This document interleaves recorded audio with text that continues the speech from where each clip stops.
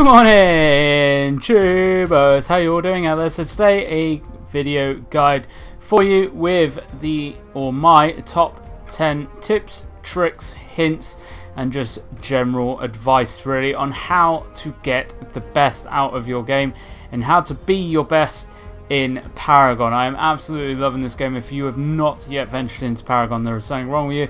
Open beta is releasing August the 17th for PC and PS4. If you haven't jumped into the beta yet, jump in then. It's free to play. You've got no excuse whatsoever, especially if you like games like Smite, League of Legends, all those kind of MOBA games.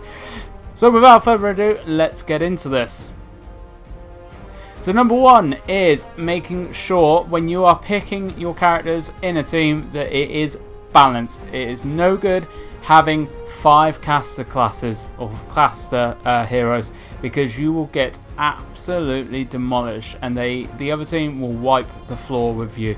Generally, what I recommend is having 3 fighters, a caster and a range, or 2 casters, 2 range, however you want to do it, but generally 3 fighters is how you want to be going about it.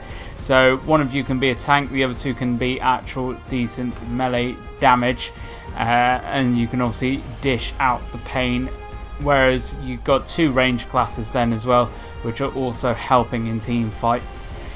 Generally, if you're going in a team fight with only 1 fighter and 2 ranges or 2 casters, you are going to get absolutely fucked up. You want to be approaching team fights with at least 2 fighters, because people come in from the side, come in from the rear and absolutely destroy the weaker, smushier classes. Tip number 2 is the starter item or skill. Depending on your hero and your hero skills, go for something that gives you health first. It may be combined with attack damage or magic damage. Like on my Fae character here, I have one which actually gives me energy damage to begin with. Make sure you pick a health item first. It will give you a little bit more survivability right at the beginning part of the game. Number 3 is kill lane minions close to your tower. Do not go rushing over to their tower and killing them right beside their tower, because if any actually die in the proximity of their tower, you're not going to be able to claim the XP bonus if your minion has killed it. Plus as well, it leaves you very, very vulnerable to rear and flank attacks, because people can come in from the side, dependent obviously on what side you're on, or if you're in the middle. If you're in the middle, this is definitely important, but still, even on the sides, so the left or right side, it's so important. Don't go close to their tower, especially in the early game, because people will come up beside you, will come up behind you if you're giving them the chance, and they will absolutely just fudge you into the floor. Generally, if people are looking at ganking in the early part of the game as well, there will be at least 2 people running around. Whether that's the person in the lane farming and then just a rotating jungle character, or if they've actually got 2 rotating characters, which some teams do have, depending on how good the team is, they will absolutely mess you up. As you're there fighting minions, trying to kill minions as quick as you can, trying to farm that experience and the card power, using up all your skills to try and take those minions down quicker than the other person in your lane, you're going to get absolutely fudged up, because you're not going to have any power or mana or anything, probably not even any health to defend yourself with, and you're going to get absolutely fudged. So really important, especially early part of the game, stay close to your tower, just as I've been doing in the video behind. Make sure you stay as close to your tower as you can. Try and draw the enemy character to you and close to your tower.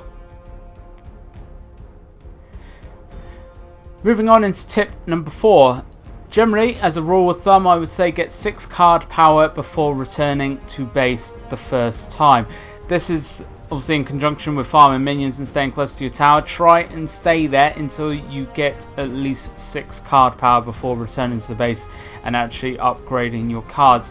Why I say do this is because it does give you an early edge, an early bonus in terms of power and all the rest of it. Once you've actually built your first item, you're given 3 card power when you start a game. Obviously use that for a health item. When you then get 6 card power, return to base and actually start building up your damage. So whether you're a physical or an energy using class, start buffing up your damage and your attack speed at that point. You don't want to be going back at 3 card power, because you're obviously giving the enemy team the chance to carry on farming their minions. Just without any problem from you, so you want to be causing as much fuss and aggro to them, preferably trying to get them to actually try and attack you near their tower, because it's actually taking their farming ability away from them. You're actually slowing their farming down, which is what you want to do. You want to be trying to get your farming better than theirs so you can actually take them out.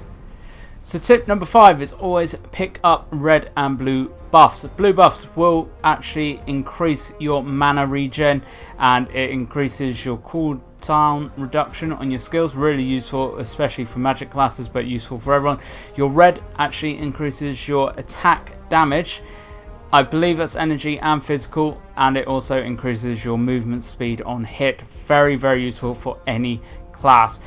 Just pick them up so it doesn't allow the other team to get them. So number 6 is killing jungle mobs for XP and card power. Some heroes are able to do this from level 1, so rotating fighter classes are really good, like Greystone and Rampage, really good straight from level 1. However, if you're not one of those classes, I'd be waiting until about level 3, level 4 before you start farming the white minions. They do give a lot of card power and a lot of experience, so definitely worth doing.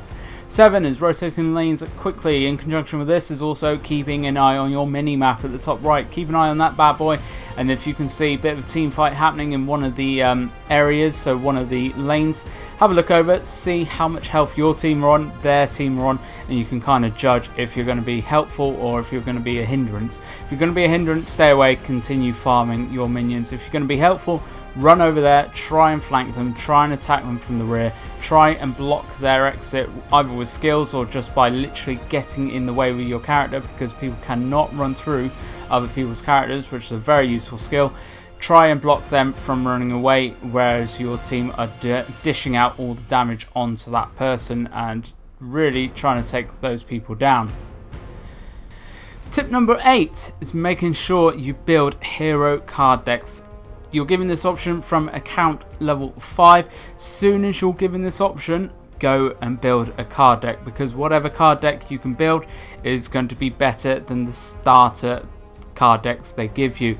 Now if you want to, you can actually use your intermediate card deck or your starter card deck as a basis, and then you can actually modify it from there, and that is, to be honest, what I would say to do, especially in the beginning as you're trying to learn the system and everything, because some of these decks are actually pretty well built, but they just need a little bit of tweaking and modifying just to really get the best out of them. If you're unsure about the card system and everything, I have actually done a video on this previously. Have a look on my channel. It's there. It's pretty in-depth, but it's not so in-depth that it's going to overwhelm you. I've tried to go in as much detail as I can, but actually good, relevant and easy to understand detail, which is obviously going to help you massively in creating your first card deck. So tip number 9 is learning all of the hero's skills, strengths and weaknesses. This is so important. If you want to get the best out of your game and you want to be the most useful you can, know what to expect from when you're being faced off against a load of different heroes. It's also beneficial knowing what your team members can actually do and what their strengths and weaknesses are as well. Abilities from all the heroes that you're facing is so important to know, because then you can actually know what to expect, what to avoid from certain people, and actually some of them you can actually use to your advantage as well. So last but certainly not least, it's very important, especially with more people now picking up the game, is have a main melee class or hero, have a main caster hero and a main ranger hero. So you've got one of each. So if you are right at the bottom of the board and someone picks your main character, you've actually got 2 you can fall back on it. Plus it also gives you the chance to balance out the teams, like I said in tip number 1, to really benefit you, the team and your games, and to make sure that you've got that upper advantage on the enemy team, which is going to give you such a big step up in terms of game. It should see you through. So that's all my tips for Paragon at the minute. I did actually come up with a load more, so I may be making another video, but I think these are the most important tips. If this has helped you or if you've enjoyed it, please leave me a like, a subscribe, all that lovely fan-dooby-tastic stuff. And as always guys, I will catch you in the next one.